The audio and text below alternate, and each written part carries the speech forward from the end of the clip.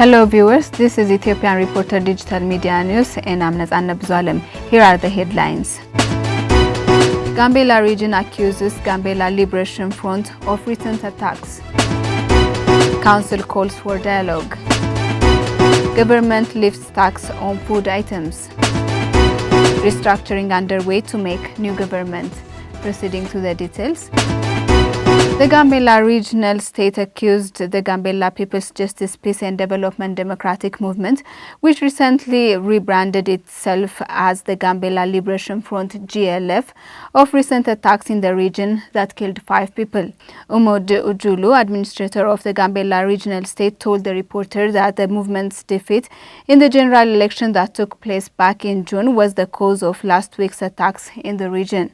According to Umod, the party ran in the elections but rejected the results and identified itself as the Gambela Liberation Front GLF, choosing to pursue armed struggle.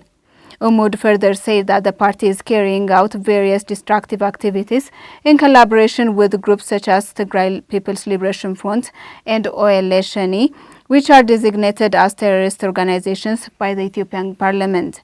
Umod said efforts have been made to disrupt the peace and stability of the region, especially by provoking violence between the Anuak and Nuer ethnic groups. Following the incident, the regional government took immediate action and the perpetrators were arrested in the city. The administrator told the reporter that the main group behind the attack is not located in the country and is found in North Sudan, Khartoum. The Inter-Religious Council of Ethiopia called on the government to organize a platform for an inclusive, independent and open dialogue irrespective of differences that emanate from ideas and attitudes. The council, in a press conference held on Thursday, 2nd of September 2021, in the presence of spiritual leaders, recapped the destructive and tragic nature of the war. The council called on government officials to discharge their responsibilities in prioritizing peace and ensuring justice. The council stated that it's praying to help officials achieve the ultimate goal of peace and stability. Furthermore, it called on regional administrators and officials in different hierarchies to engage in activities that protect the interest of public and not perpetuate their own interests. The council denouncing the attacks on the centuries-old heritage and spiritual institutions such as Taxon Zion Church, Najashi Mosque and Lalibela. The council also decided to devote the coming 13th month of Ethiopia Pagmi to prayer and called on followers of every religion to pray and fast for 5 days, starting from Monday, the 6th of September to 10th of September 2021, as Henokare reports. We'll be back after a short break. የቴሌቪዥን የሬዲዮና የህትመት ማስታወቂያዎችን ማሰራት አስበዋል? እንግዲያው ፕሮወርክስ መልቲሚዲያ አለሎ። ፕሮወርክስ መልቲሚዲያ የቴሌቪዥን የሬዲዮና የህትመት ማስታወቂያዎችን ከመስራት በተጨማሪ ለተለያዩ ኢቨንቶች የቀረጻና የኤዲቲንግ አገልግሎት ይሰጣል። ፕሮወርክስ መልቲሚዲያ ቦሌ መድኃኔዓለም ቤተክርስቲያን ፊት ለፊት አውሎ ቢዝነስ ሴንተር ህንፃ 7ኛ ፎቅ ላይ ያገኙናል።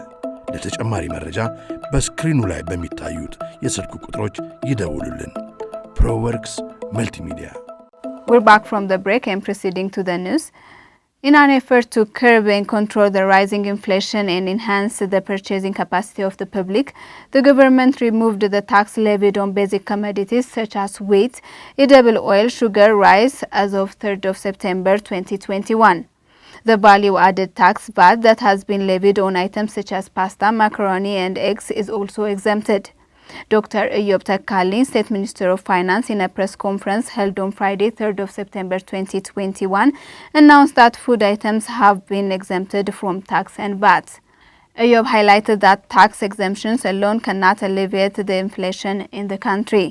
The government has already purchased sugar to cover the annual demand and 53 million liters of edible oil to be distributed for the public at a fair price. The state minister warned suppliers, wholesalers and retailers to refrain from unfair price increments and deliver the items accordingly. As stated by our reporter Helen Tesfaye, the new decision to exempt food items from tax and VAT is going to be implemented for an unspecified period of time. The Ethiopian government said that the new government to be established in early October would benefit from the most profound governmental restructuring in its tenure.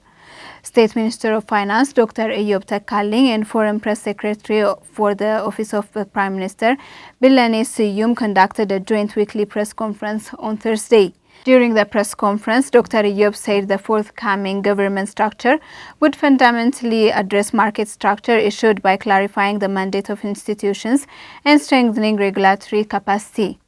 Eyob told reporters that institutional mandates are clarified, bureaucratic hurdles removed, and they feel that this is the most effective government in terms of its mandate and delivering capacity. Speaking about the economy, the state minister noted that it remains resilient and maintains a stable and promising path despite multiple shocks including the COVID-19 pandemic, the global economic slowdown, the locust infestation, and the conflict in northern Ethiopia. According to Dr. Eyob, almost after 2.5 decades, a new agricultural policy has been prepared and reviewed by the macroeconomic team and sent to the Council of Ministers for approval, as Isai Sahlu reports. That was all for today. For more information, please visit our website, thereporterethiopian.com. Thank you for watching.